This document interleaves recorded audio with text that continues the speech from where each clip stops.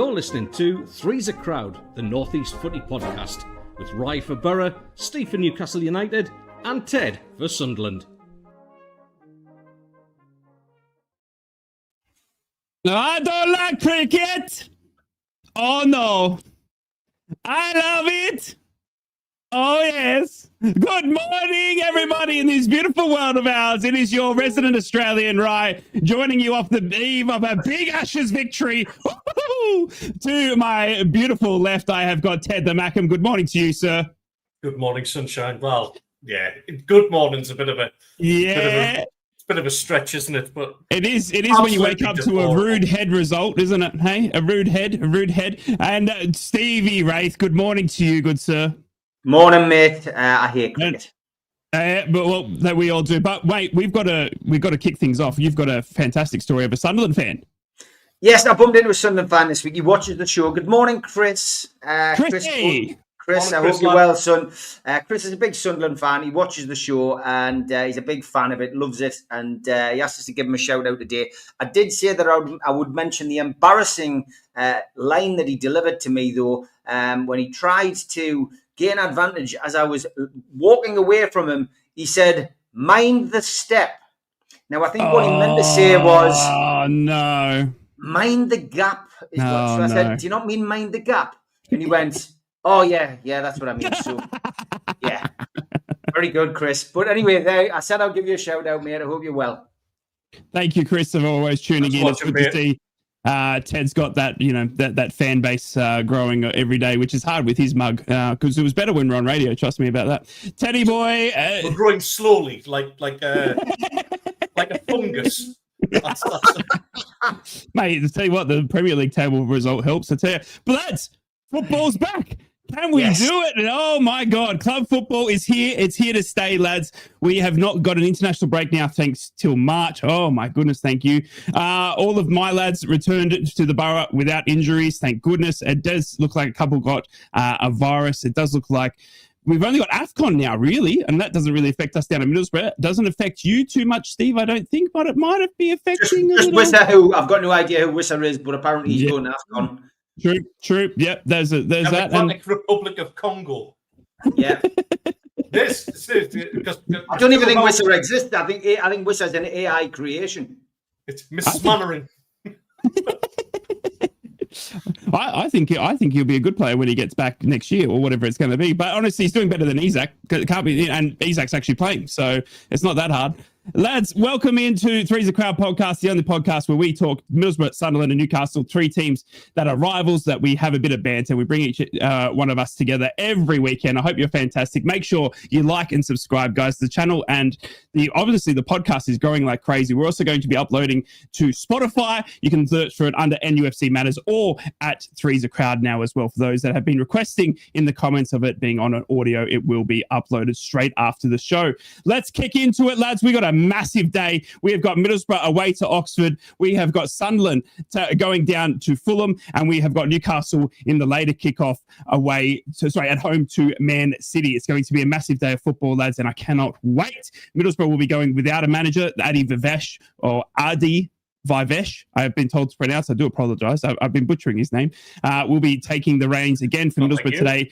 We haven't had a manager appointment. It does look like Kim Hellberg, the Swedish manager, will be appointed in the next coming days, but Middlesbrough will be with Adi Vivesh today, lads. And it's going to be a tough old trip down to Oxford. Let's kick it off with the Middlesbrough game because I'm excited by it, but it's a tough one for me because obviously still no manager. And one thing that I want to move on from it, and I think I will, and I needed some closure, lads, but I want to know what your feelings are when you watch an ex-manager at his new club. But yesterday I sat down and I watched Rob Edwards' press conference at Wolves, and I threw up 3 times because it was the same BS. Do you know what I mean? And it was kind of what angered me the most, lads, was he's taken me for a fool. I mean, because I believed, and I jumped in, and I just wanted to know, lads, on your reactions. You've obviously been around the game, followed your clubs for such a long time. You've been through many a manager, and you've probably seen, like Teddy boy, Alex Neil, going across and walking out on the club.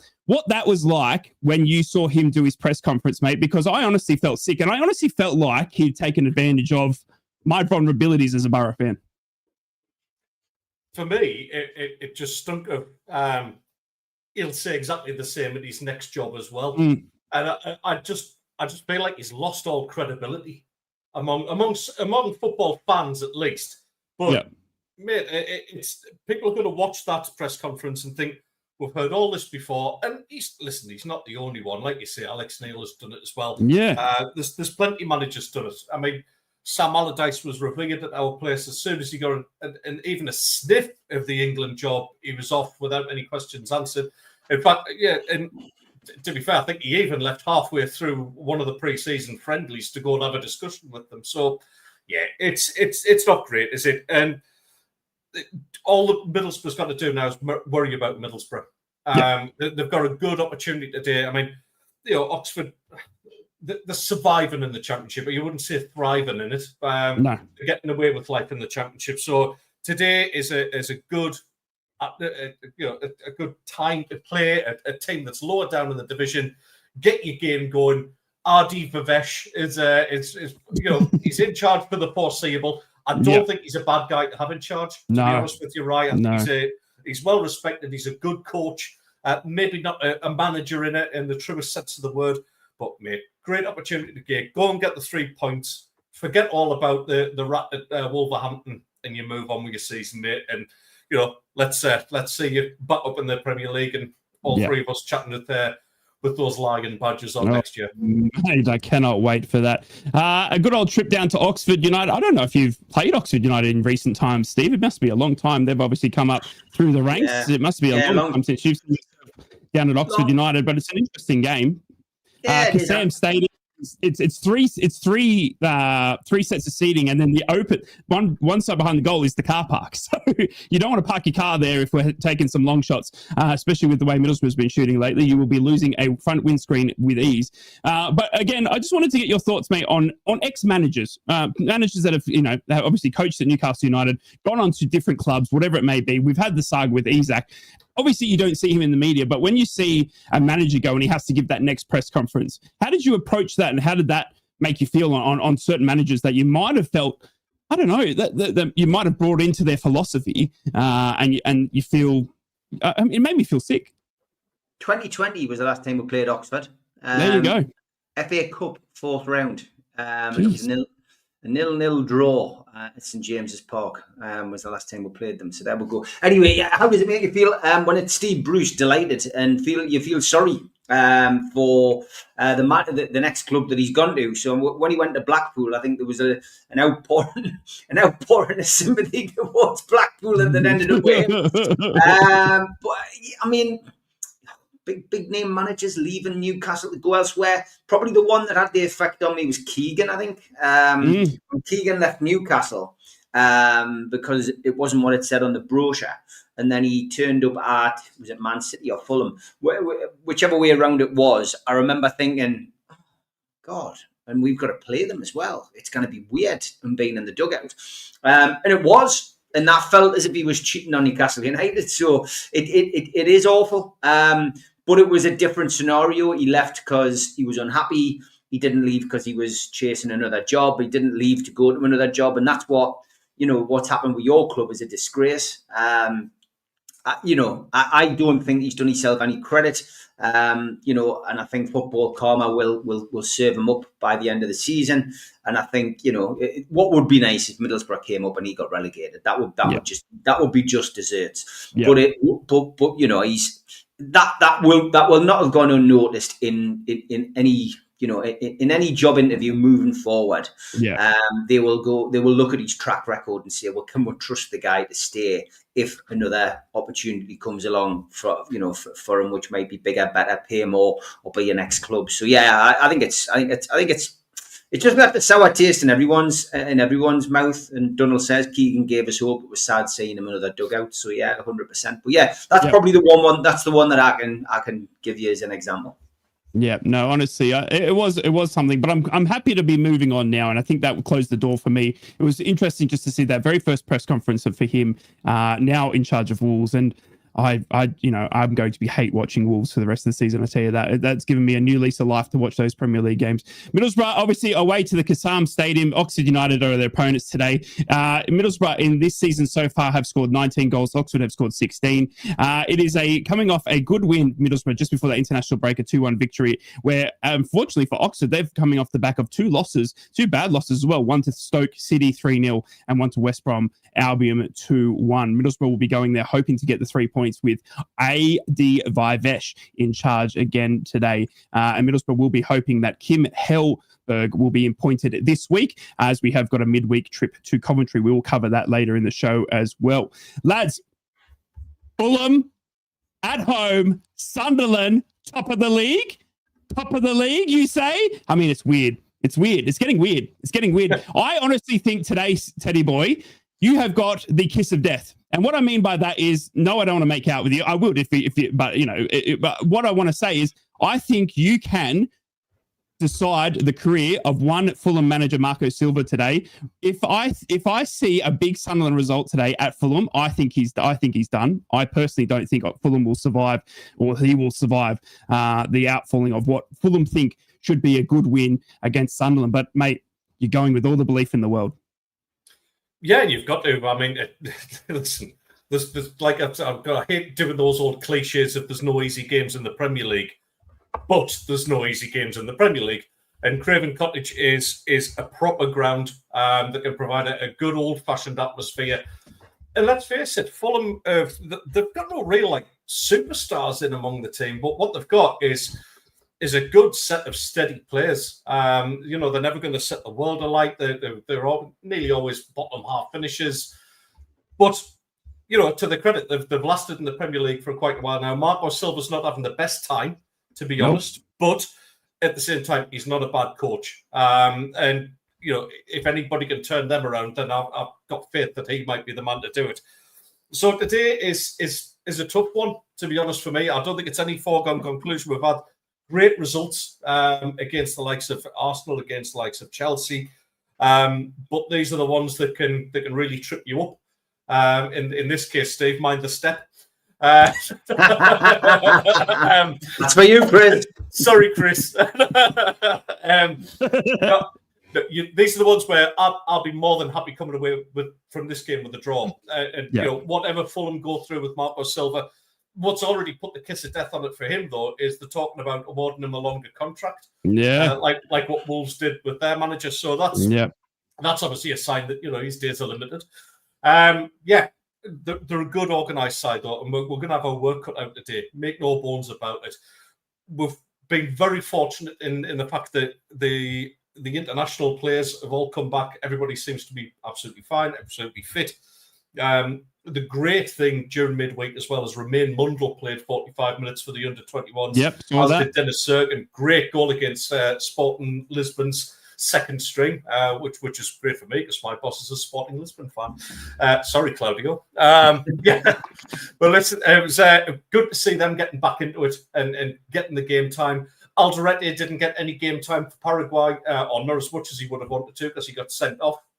So he kind of he didn't get any didn't get a chance to pick up any injuries in international duty. So that's good for us. He's back into the squad. It's kind of as you were, but we're starting now to build a little bit of resilience and a little bit of depth. Regis Labrise was talking about Brian Brobby, edging towards his peak condition now. He's getting used to the Premier League a bit. He's looking sharper in training. Took a great goal. I mean, he was getting fouled twice and still managed to acrobatically turn the ball in against Arsenal. So he's like a tank, and he's built for the Premier League.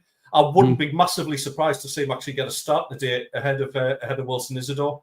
Wow. The only thing is that's coming on the horizon, and you mentioned at the beginning, is the AFCON thing. And if this thing happens where they've got to go a week earlier than what everybody thought they were going to do, then boy, are we going to be a little bit late for that derby game. But that's miles down the road. Let's concentrate on the game of Fulham today, and we'll see where we get from there. The last time you guys played was in the FA Cup, obviously in 2023. Fulham, the victors on that day at home at Stadium of Light, 3-2. You're coming into the game with a total of 14 goals against Fulham's 12.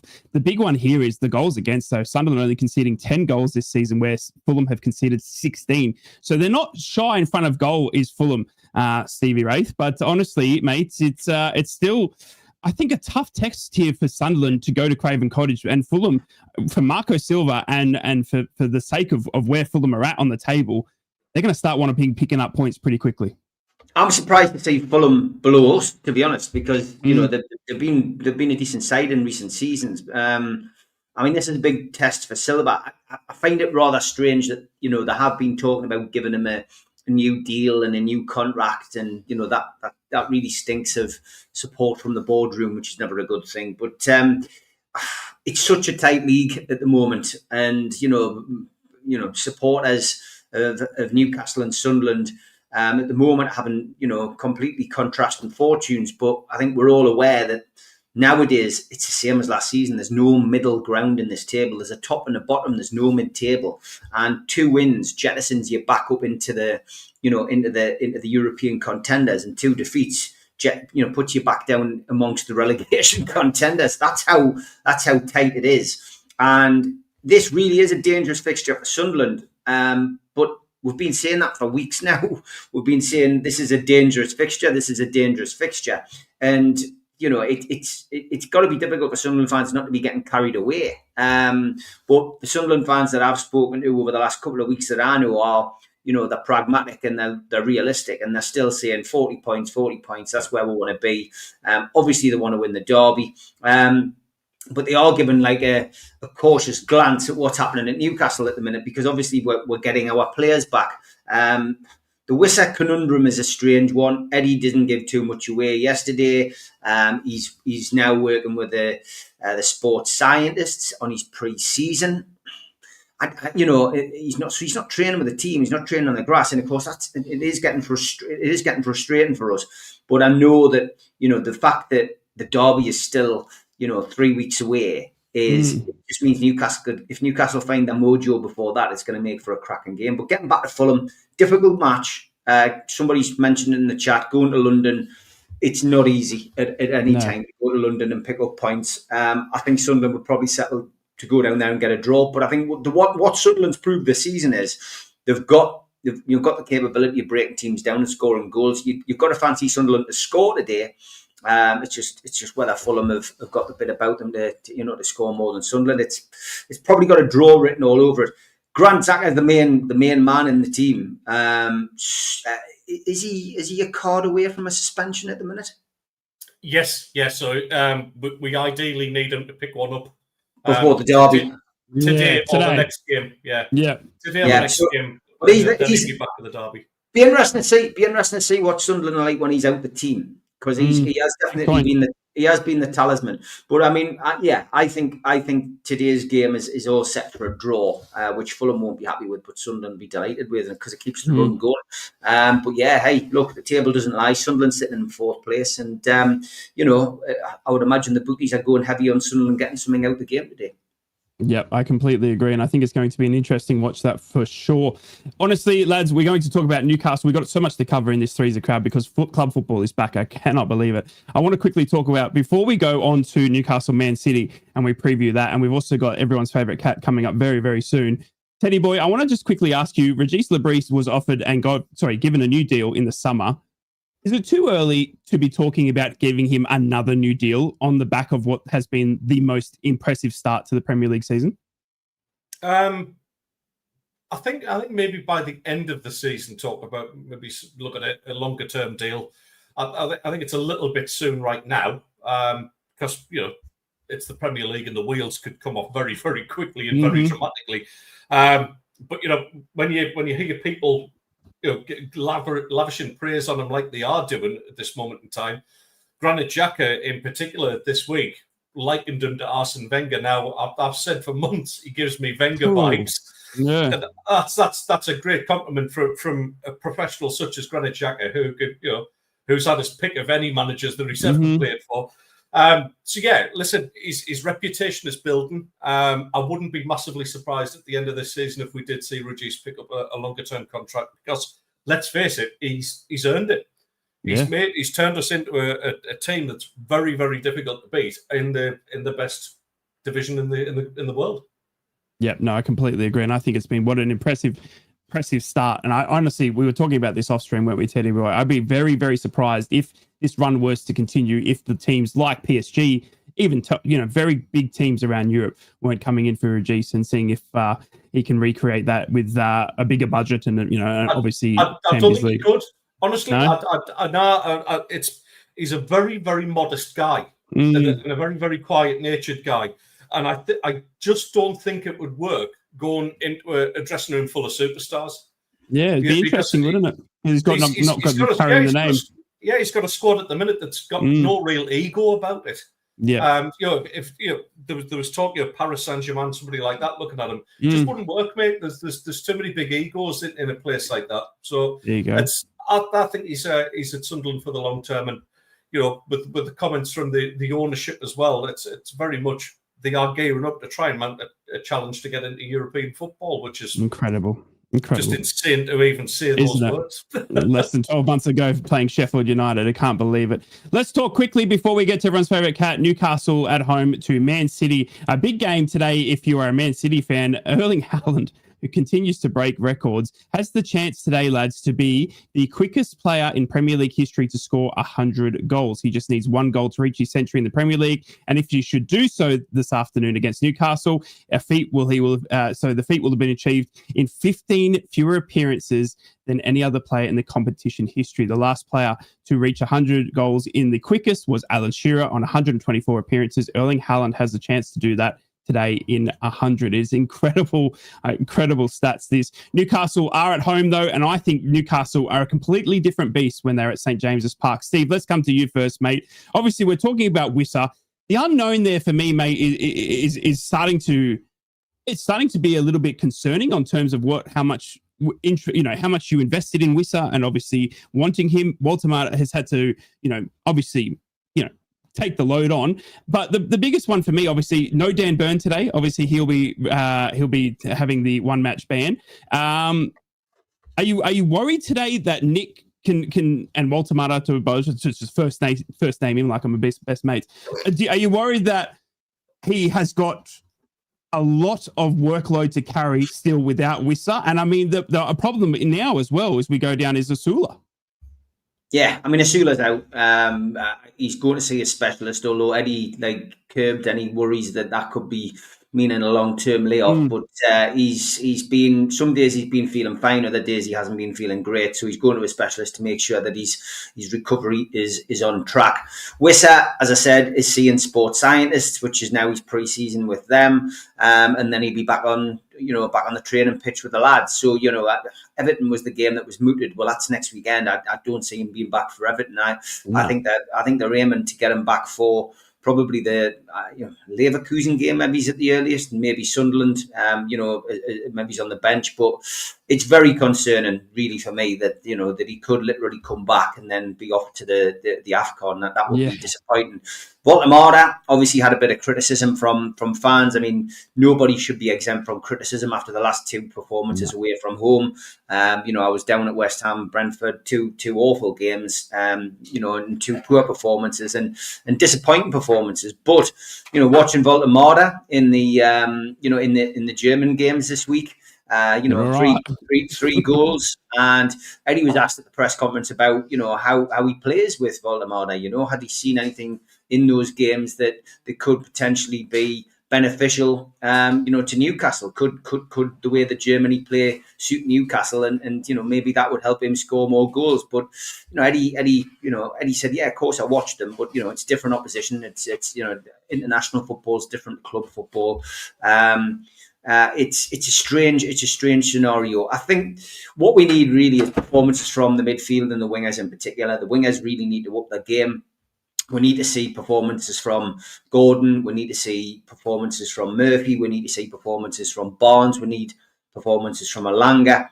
And, that's what we need. We need the creativity, which we've lacked this season. And that's why we haven't scored goals. One bit of good news, from our perspective, is Tino Livramento's back. Lewis Hall came back obviously a couple of weeks ago. Livramento's back now. And I think we all know how good those players are, and they will massively boost us because it changes the dimension of the team, and maybe that is the kind of help that the wingers have needed in the first part of the season. We've also got health checks on Tonali, Joe Linton, and Pope. They're all available. Joe Linton, of course, got that bad challenge which we talked about last week. He's okay. Sandro Tonali got sent back from international duty. Everyone was wetting themselves over this whole thing, but we nailed it on NUFC Matters at the start of the week. It was because he's on a yellow card. They didn't want to lose him for the playoff game. So they sent him home. They didn't want him to play and get another yellow card and then be suspended for the playoff game for the World Cup. So that was the reason he was sent home. On the Man City front, all the talk was Rodri was going to be back for the game. But then Pep Guardiola's press conference yesterday confirmed that Rodri's not available. So that's a bonus. Yeah. I mean, look, Man City's got a great team. And I laughed out loud when Eddie said, we've tried every single way to beat Man City and not been able to do it. He's set up defensively, he's set up counter-attacking, he's set up attacking. He just says we've tried every way, we've not been able to beat them. Let's hope we can find a way tomorrow. And I think what he will do today, I think he'll revert back to three centre halves. I think the record that Lascelles won't play today, but he'll be on the bench. But Haaland, who was chasing that goal record that you mentioned, has never scored when Shaw or Lascelles have been on the pitch. Hello. So Shaw, I think, will get a recall today. I think Shaw, Chow and Botman will play. Botman should count himself lucky, I think, because Burns suspended. I think Burn would have played and I think Botman would have been rested. But I think those are the three centre-halves he play. I think he'll play Lewis Hall on the left. I think he'll play Trippier on the right. Even though there's a clamour amongst our supporters for Ramsdale to be included in the team, I think Pope will keep his place in the team. I think he'll go with the usual three in the midfield. I think he'll go Joe Linton, Tonali and Bruno. I think on the left, Barnes will be dropping, Gordon will be back. I think he'll play Jacob Murphy on the right, and I think he'll play Voldemort up front because he's got no other option. Wow. Yeah. No, it's going to be interesting to watch this one for me, and especially at home. At St. James's Park, you seem to be a completely different beast. It seems to be the away troubles more than anything, rather than being at worries at St. James's Park. I haven't played well at home, We haven't played well at home. I mean, the results have been good, but narrow wins against teams which are struggling. Fulham, Wolves, they weren't pretty. They weren't good games. And that's the concern, I guess, for Newcastle fans. There has been spells. Barcelona, when Newcastle lost 2-1, there was a 60-minute spell in that game. Newcastle were brilliant, but we beat Wolves 1-0. Voldemort got the goal. Liverpool game, of course, we lost that game. But that game was everyone watched it, so it was brilliant, and it was a really good game. But the Arsenal game, we didn't play well. Forest, who were struggling at the time, if you remember, we won that game 2-0. Voldemort got a penalty, but again, it wasn't pretty. We struggled past, and Fulham would beat them 2-1. They're not. It's not like Newcastle knocking everybody out of sight. Even Spurs in that game, we beat them 2-0, and they weren't playing particularly well at the time. So we've come up short in the last couple of away games. Obviously, we beat Bilbao in the Champions League. This is a huge test for Newcastle. They are capable of getting a result today, so I'm not going to say I have backed Newcastle to get beat today. I do feel Newcastle will lose the game today. I think they'll put up a good fight. My money is that they'll beat Marseille on Tuesday, which would be a hell of a result in the Champions League, which will take them through to the next stage, more or less through to the next stage. And I think we will get a win at Everton. I think we'll win at Everton, which sets us up nicely then for a couple of home games. We've got then Spurs at home, Burnley at home, and then we're away to Leverkusen and then away to Sunderland. So I'd like to get that proverbial monkey off our back with the away fixtures with Everton. To be honest, I wouldn't want to have to go to Sunderland still not having won away. That would be my end. But today, tough game. Yeah, I think Newcastle. Well, yeah, I would like to see us. I would like to see us win away before we go that. And that's it. Yeah, but I genuinely think Newcastle will go for a defensive lineup today, and I wouldn't. You know, and they won't be focused on Haaland because they've got too many good players. You know. Yeah. Yeah. No, it's going to be an interesting watch. Just quickly, lads, before we get to everyone's favourite cat on the keyboard, I've got a question here from Graham who asked, is Wissa intentionally being delayed so he doesn't go to AFCON? Ted, do you think that there's any... I mean, I can see where fans would be coming from in this region, but I think if Wissa's fit, you would be playing him. Yeah, I don't know how much of a say the club would get in that, but yeah, listen, it's an interesting theory because it's going to be very much, you know, squeaky bum time if he does just say get fit, and then he's got to go and play a tournament, which, you know, anything can happen in those. You know, they are, pardon the expression, rough-ass tournaments over there. There's some nasty challenges going all the time, and yeah, listen, I'd be a bit concerned. So maybe a little bit of dark arts from Newcastle and just kind of, you know, maybe just having a quiet word with the physios just to slow down that recovery time. You know, one thing I did want to ask Steve though, just before we went into the cut, obviously in the lineup today, or certainly on the bench for Man City, will be James Trafford, who's obviously found himself down the pecking order compared to where he thought he was going to be. He must be absolutely fuming when he went to Man City, and then all of a sudden they're going by Donnarumma as well, who's one of the best goalkeepers in the world. Is there any chance, do you reckon, Newcastle would go back in for Trafford at the end of this season, Steve? I mean, there's already transfer talk. Barry Hogan's in the chat. He sends me a list intermittently with who Newcastle have been linked with, just really for us to talk about it on NUFC Matters. And it really does look, it really does look like Newcastle are still scoping them and still tracking them and seeing what they could do. I don't know. Really, I mean, today's an interesting one. If Eddie Howe plays Ramsdale instead of Pope, then that may suggest that, you know, he is thinking about. Yeah, exactly. He's shopping, and that's the way to look at it.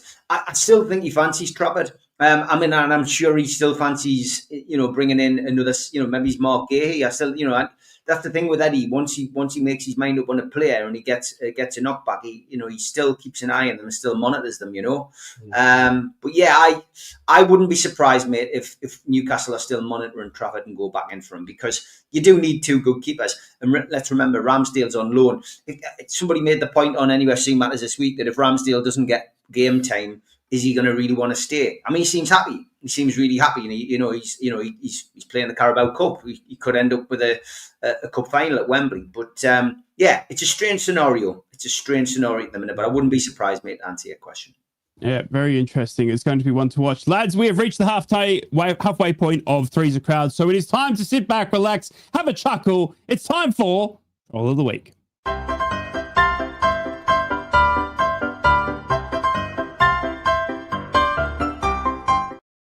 Christmas is on its way, lads, and non-football related tweets to start with. This one, as the weather is getting colder, make sure to ask your every delivery driver if he'd like a hot drink. When he says yes, kick it over the fence into your neighbour's garden and tell him you've left it in the designated safe space. Great advice, great advice.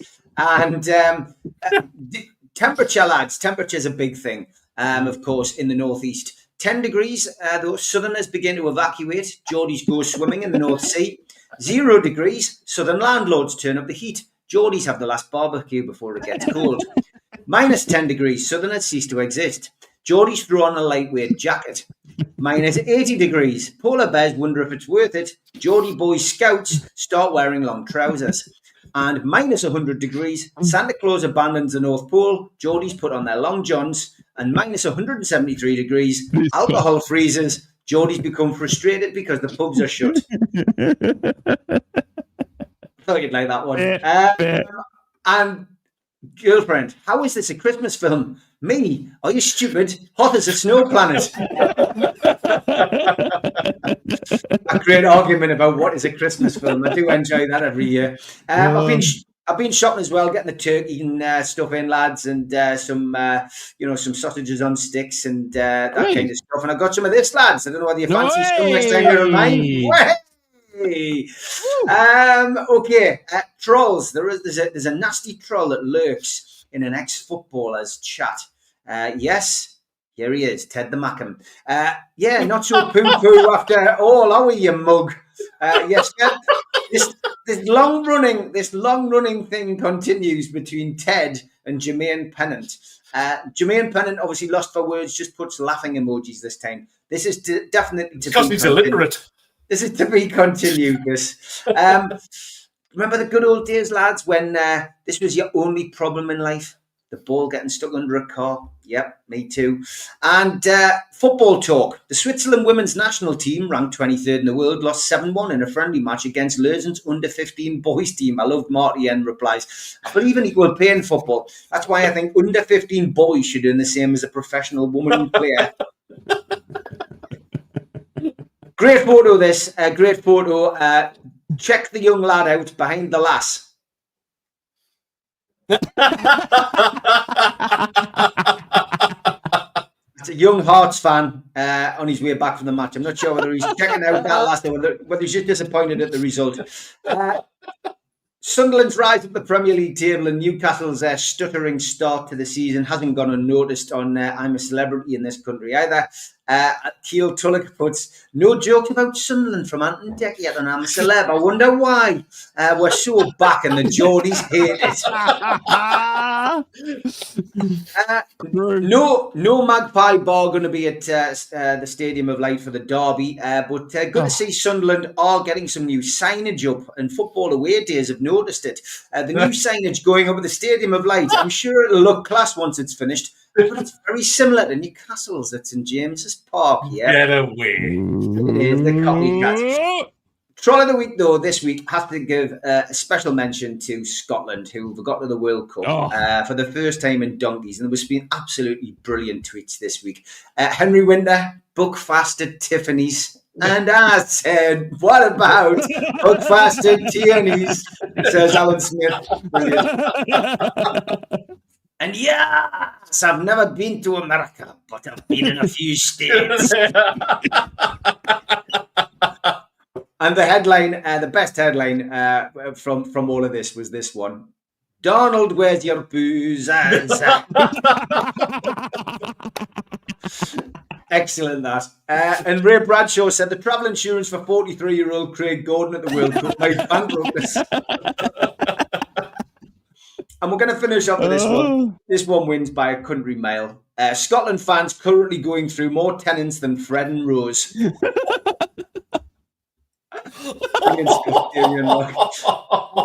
That is it for this week. If you've got any tweets, please get them over to the lads at their various email addresses or social media accounts. But you can email me because I'll load them onto the system. NUFC Matters 1892 at gmail.com. Get them over and I will pick my way through them and stick them on next week.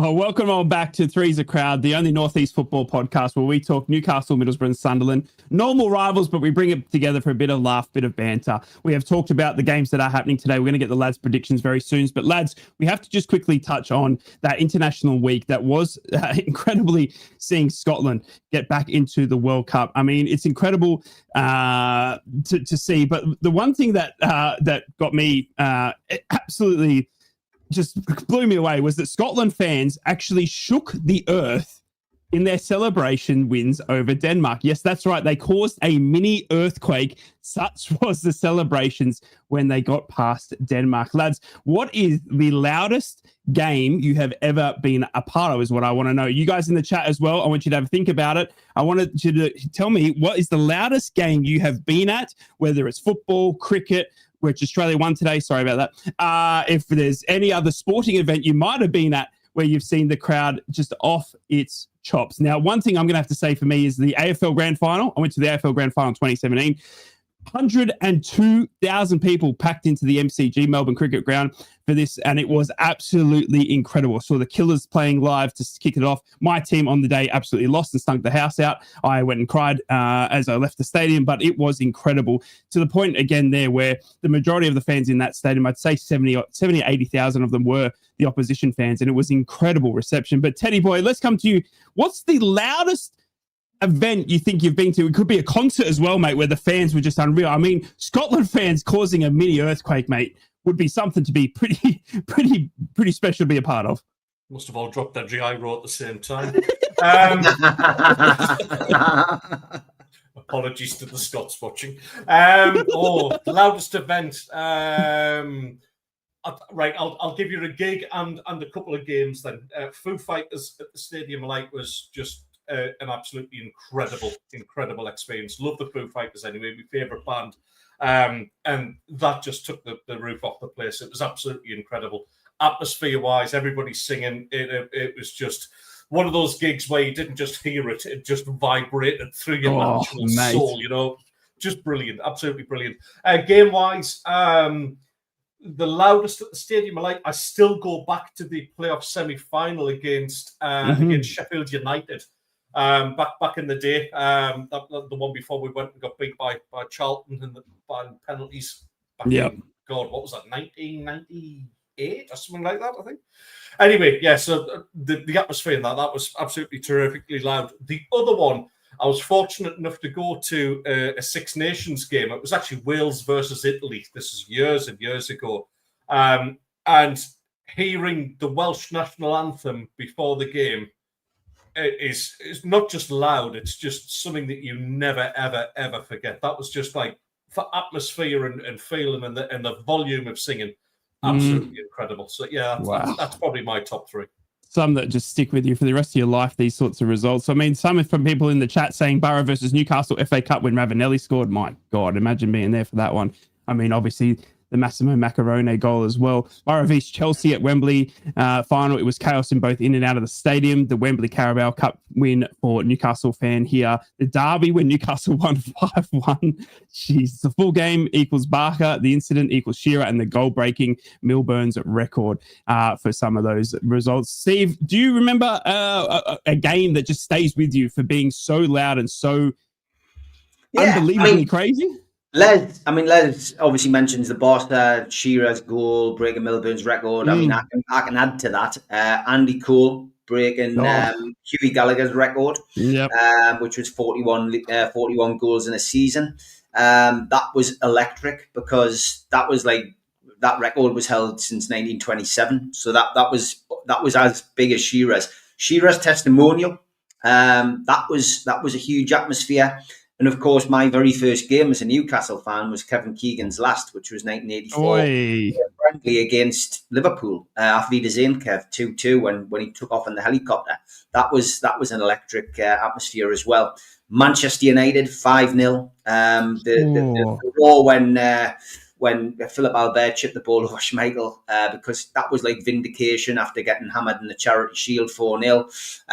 And you know, Roger Cooch mentioned it in the chat. The game at Wembley last season, you know, winning our first trophy in 70 years. I don't remember much about noise. It was more about tears. I think everybody was crying. You know, it was more about like a collective. I was.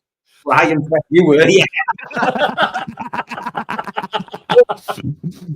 There's been some great days and some great goals, and you know that's what makes it special. Those days, you know, great stuff. Beating Arsenal 2-0. Yeah, the very first semi-final when Longstaff scored, we got through to the first Carabao Cup final we lost. That was big atmosphere. But yeah, there's certain games that stand out. But if I had to pick one. For some reason, the Andy Cole goal has always stuck with us, and I always feel that raw and Shearer's testimonial, because I think that was the first time we all got encouraged to take. We all got a Shearer testimonial scarf. I think that was the very first time we'd ever done a scarves thing at the ground, and it was electric. So those two memories probably stand out. Yeah. No, incredible. And obviously, congratulations if you are Scottish in the chat for qualifying for the World Cup. That was an electric result, and what a What a moment for all of Scotland to get back into the World Cup. And our very own Tommy Conway at Middlesbrough will be hoping to get back into that squad as well. I spoke to him midweek, and that's his goal now as well, so especially. Let's get into the rest of the football fixtures, lads. We have to go back around the grounds and get some of these lads' predictions. You can join in the chat as well by joining in with the predictions. We're going to start off with Middlesbrough's trip to Oxford United this afternoon, kicking off at 3 p.m. It's a tough old game for Middlesbrough without a manager. ID Vivesh will be taking charge of the club. It's interesting to see what team he'll be going with. We haven't really gotten any indication of who's fit and who's not fit, because all the reporters yesterday spent all the time asking about Rob Edwards, which was fantastic because we didn't actually learn anything about the Oxford game. But so we don't actually know who's fit or not because they were too busy speaking about Rob Edwards. But I think our team's fully fit. I think there's a few players that have come back from international break. Okay, I don't know again because all I heard about was Rob Edwards. But look, Middlesbrough going into this game with the utmost confidence coming off the back of that win at Birmingham. We hope Matty Targett is back and fit. He came off injured in that Birmingham win. He's had to have 3 injections in his foot, lads, Matty Targett. He's an absolute warrior, that lad. He's been playing with broken bones in his foot and he's still been running out there, and he's just had injections in there to ease the pain. We know that Edmondson is still out. We know that Darragh Lenihan is still out. Dale Fry, we hope, will be back.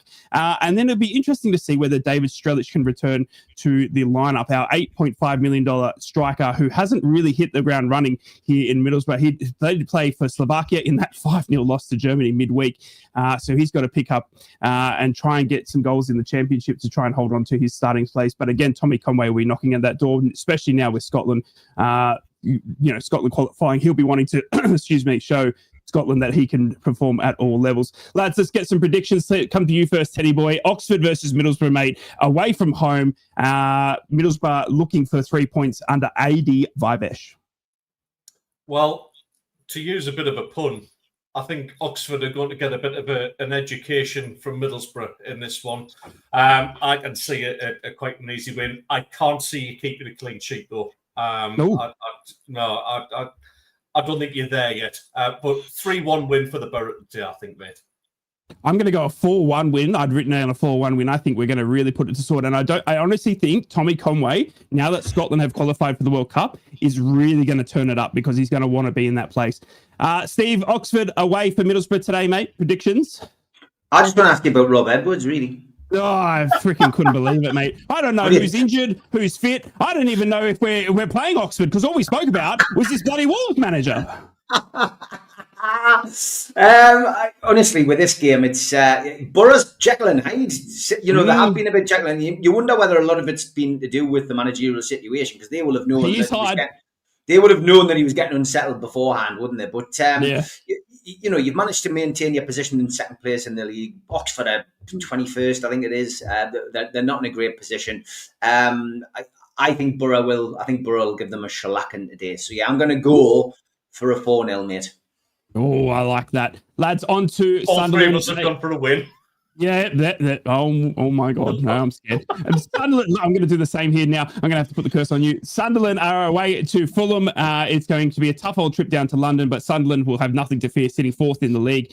And obviously, the goals are absolutely flowing. Granit Xhaka, as we said, is 1 yellow card away from a suspension. Will he get that today to be there for the derby? You would hope so, Sunderland fans, or will he keep his nose out of the referee's book? We'll have to wait and see. I'm going to go here for a 2-2. I just think both teams are easily going to be up for this one. I think Fulham are going to obviously trying to secure Marco Silva and trying to get some points, but I think Sunderland are going to easily be able to score against them the way they're travelling as well. Over to you, Teddy, my Mr. Mackems. Fulham at home for your mighty Mackems, mate. They have nothing to fear. 4th in the league. How are we going to go against Fulham? Same as we have done all along, mate. I think we stick to our own game. We don't do anything special for this one. We go there, try to be organised.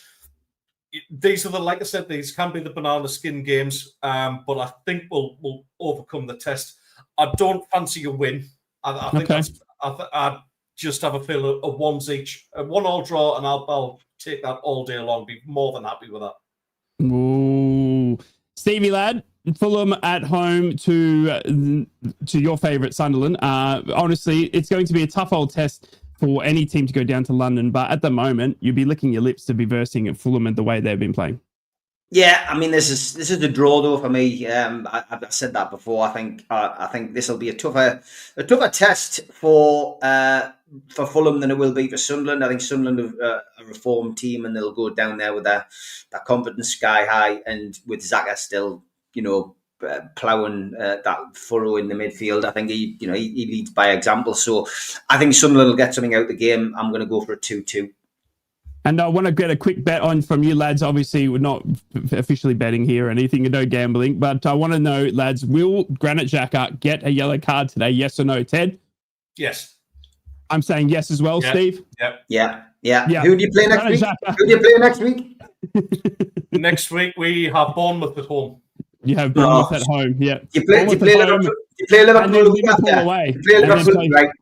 So that's so it won't be the yellow card this week. He'll get booked next week. Oh, you'll miss the Liverpool game. He doesn't want to play. He won't want to play against Liverpool. He'll get okay. There you go. He'll miss next week. He'll miss next week.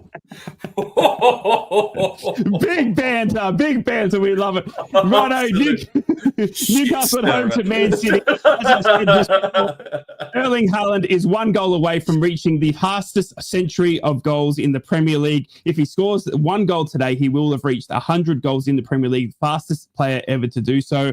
I am scared for you today, Steve. I just don't know, Steve. I just don't know, okay? One, I don't know about my team because you speak about Rob Edwards, and two, I don't know about your team because we had the West Ham, and I watched that, right, at 4 a.m. in the morning, and I was like, whoa, what's going on here?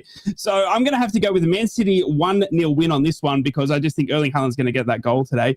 But I'll tell you what, it's going to be interesting to see if Newcastle can bounce back, and I honestly trust you more at home. I know you're saying that the performances, I just think that St. James's crowd won't let a bad performance go without some serious chanting.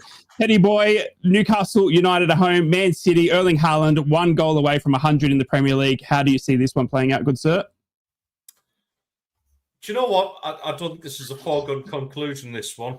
I think Haaland will get on the score sheet because he's just been an absolute animal this season. But Man City aren't all that great at the back as well. They're conceding the leaking goals where they normally wouldn't. I'm actually going to go for a draw for this one as well. And I'm going to go for a Desmond 2-2 for this one. I can see an entertaining 2-2 draw. I'll be in the pub. I'll be cheering on Man City. Charlie will be cheering on Newcastle. And we'll all have a nice time. That's not going to happen. Lads, over to you, Steve. Newcastle at home to Man City. You've already given us a result, mate, but I want to lock it into stone. How will Newcastle fare today against Man City? Hi, Rob. Yeah. Yep. Me and Rob Edwards both think that it's going to be a 2-1 win for Man City. Yeah. I'm surprised. I can't see Newcastle winning this. I didn't know you spoke snake from Harry Potter. That's incredible. That's that snake language. That's incredible. There. Hope you're well, Rob. Slither in the podcast somehow. We have got some midweek games to get onto as well. We have got Middlesbrough at home to Coventry, lads. If all the results stay the same today, Middlesbrough will be second, Coventry will be first, going for a midweek game. Middlesbrough taking on Coventry at home, a game I was meant to be at as well. Oh my God, this week's going to be tough. But Middlesbrough at home to Coventry. We think our Swedish manager, Kim Hellberg, will be in charge for that one. We still don't know, though. Coventry in first. Frankie Lampard has got these blokes absolutely flying. They are scoring goals for fun.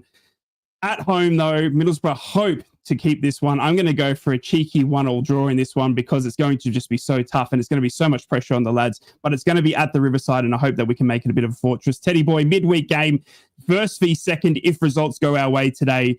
Coventry versus Middlesbrough. How do you see that one playing out, good sir? Midweek, under the lights, Steve. Under the lights. Steve loves it under the lights. He loves under the lights. And on the grass. I hate it. I know. Yeah, listen, this is an early indicator of who's going to actually win the championship this season, mate. I just fancy Borough. I really do. Maybe why I love you. I hate Coventry more than I'll ever hate Middlesbrough. So it's more out of desperation and really, really wanting Borough to stick one on Coventry. To be honest, no degree of humiliation can be enough for Coventry. I hope you beat them 9-0. If we could borrow Dan Ballard and his beautiful head, that'd be perfect for this midweek game. I tell you, I'll go for 2-0 to Borough. But, I'm 2-0? hoping for 9. All right, love it. Steve, obviously midweek game, if it does stay the same, first v second, commentary coming up to Middlesbrough. How do you see that one playing out, sir? To be honest, I think this will be a draw. It'll be a big tribute to my old friend, Jimmy Hill. I think with Jimmy, he's always looking down on Coventry and obviously looks down on Sunderland as well. But yeah, the Jimmy Hill game, I think it'll be. What am I doing this week? I think it'll be a 2-2 draw. Mate, could cut a cheesecake with that chin of his, I tell you. Lads, then we've got to talk about Marseille at home, obviously, to Newcastle. It's a Champions League fixture midweek for Newcastle. This is a tough test. Marseille are no pushover. I do fancy your chances here, though, because it's honestly going to secure the next stage of Champions League for Newcastle. I just think they're up and about for this. Newcastle sitting 6th in the Champions League. Marseille are relishing down in 25th. They have lost their last 2. Newcastle have obviously won their last 3. Steve, I'll come to you first for this one, mate. It's a massive midweek game, and I don't know if today's fixture against Man City is maybe taken into control of how important this midweek game could be for Newcastle to get into that next stage. Yeah, I think Newcastle will be firing on all cylinders regardless of today's result for that Marseille game. One win takes them into the next stage. It's financially massively important, but it's a great opportunity for Newcastle to push on and experience the next stage of the Champions League. Do you rest anyone today in line for that? I don't think so. No. They've had enough time off. Some of the players didn't go on international duty either. But as Les says, Marseille did win 5-1 last night. So they're well up for it. But I just got a feeling Newcastle will go there and they'll put in one of those performances, a dogged performance. I've got a fancy for Newcastle to win 1-0 out in Marseille. But I think it'll be a hard-earned game with Newcastle maybe under the cosh at times. But I do think they'll win there. I think they'll get a win at Marseille, and that'll put us on 12 points, which incredible. That was good enough to go through last year. And with a trip to Leverkusen after that, a draw would be good enough maybe just to cement that place. But yeah, I think we'll win. I think it'll be a close one, but I think it'll be a 1-0 win. Teddy boy, midweek under the lights. Good sir. Marseille at home to Newcastle United, mate. How do you see that one playing out? Well, it says here they got a nice win last night. No, they got a win against Nice last night. 5-1. They've got some quality players in their squad. I know. Thank you very much. It didn't take me long to figure that one out.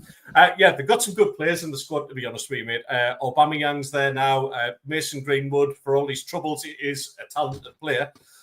Get this, Timothy Weah, relative of the absolutely fantastic George Weah, is in the squad as well. They've got a little bit of quality about them. And listen, I think the Geordies will get a draw here, but Marseille might just be the little surprise package. It might just be a little reminder that, don't get me wrong, Newcastle have done fantastically well in Europe so far. But this might just be the little jolt that kind of go, just watch yourselves, kind of just be on your guard. There is some quality in among that competition. So yeah, listen, I'm going to go for a 1-1 draw away at Marseille. I fully expect Newcastle to go through though, no problem. Yeah, it's going to be an incredible week. I can't believe club football is here to stay, lads. Internationals are well behind us into the World Cup next year. Before we finish off here on Three's a Card, which has been another fantastic pod, thank you so much for over 300 of you tuning in and listening and watching. We do appreciate all the love and support of you guys hanging out with us each weekend, watching us and supporting us. You can find the podcast, which will be live on Spotify. Straight after this, it'll be under Three's a Crowd or under NUFC Matters, but you can also go to NUFC Matters at Inrictus or at Ted the Mackham to watch it live here on YouTube. I want to get a cheeky prediction from you, my little boys, my little pommies. Hey, the Ashes, Australia are holding this one 1-0, lads. And we've got 4 more Ashes games to be played. I want to get a prediction from you now. I mean, I was you must have been working. I mean, it's the rudest waking up you've ever had with head. Do you know what I mean? I would have to say, because Travis Head has scored 123 runs today. And I mean, if you woke up stark naked because Stark took an absolute screamer of a catch today. So, lads, give me your predictions in the chat. How is the Ashes going to go? How are you going to fit? How's it? Australia 1-0 up. Give me a prediction, Teddy boy. Probably more ball tampering from the cheating Aussies. Sandpaper, baby! Yeah. No wonder you're all bloody criminals. No, I think England will roar back. This one's going to hurt. It was poor quality. It was like Lowfell versus Riot. This, and that's no disrespect against Lowfell and Riot. Awful cricket, basically. But England will roar back, mate, and we're going to win the series 3-2. Don't you worry about that. Stevie Wraith? We're going to get hammered. 5-0.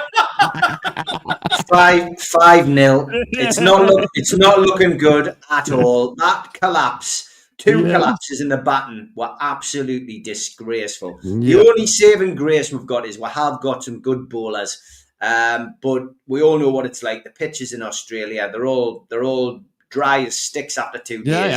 And it's not pretty at all. And, well, the sand are dropping out the bowlers' pockets, Steve. It's all the sand that they've had away from their feet when they've been sent over there on the boat.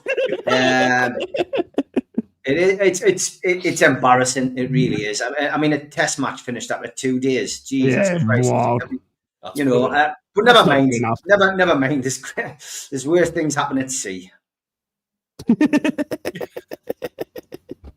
That is all we got time for here on Three's a Crowd. We have covered all of the games. If you want to go back and watch and get all the lads' predictions. If you are travelling away today, Middlesbrough fans or Sunderland fans, please travel safe. Enjoy your away games. Those going to St. James's Park, cheer loudly. Enjoy your matches. We'll be back next week to look over those results and also previewing the next round of fixtures. As always, Ted, thank you so much for joining me. Away, lads! Away, and Stevie, thank you so much for coming in, mate, after your gym session. Three's a Crowd podcast will return. That's not a threat, it's a promise.